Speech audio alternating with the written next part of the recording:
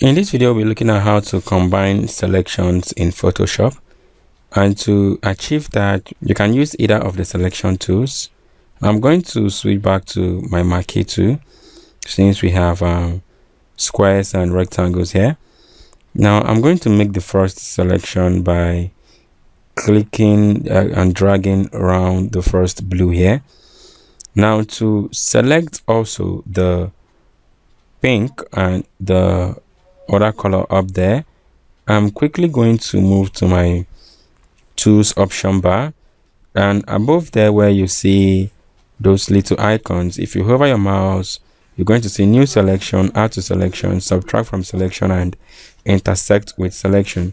Now I want to add to selection. I'm just going to click on the second one there and click and drag around the second color. Okay, I'm not done with what I'm doing. Now I'm going to click and drag around the third color. Okay, now I've added to selection and we have automatically made 3 selections at the same time without deleting any of them. Now, if you don't use that particular pattern, let me deselect that and show you something else. If you don't use that particular pattern, if you try to make a selection and make another selection without clicking on add to selection, now you discover that as you start making the second selection, the first one disappears and the second one automatically becomes the new selection. But until you add to selection, then Photoshop now knows that you are trying to add to the original selection and you can have as many selections as you want. Okay, now we are going to look at how to subtract from a selection.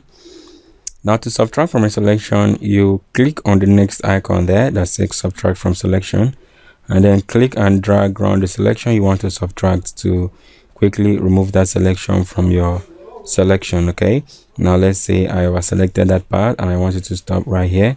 Then I'll subtract from selection. Okay, so that is how to add to selection, combine 1 or 2 selections. And if you want to intersect selection, you can just intersect that by clicking on the both of them to create an intersection like that. It only gives you the selection of 2 intersection. Okay, that is what it does when you use the intersect with selection.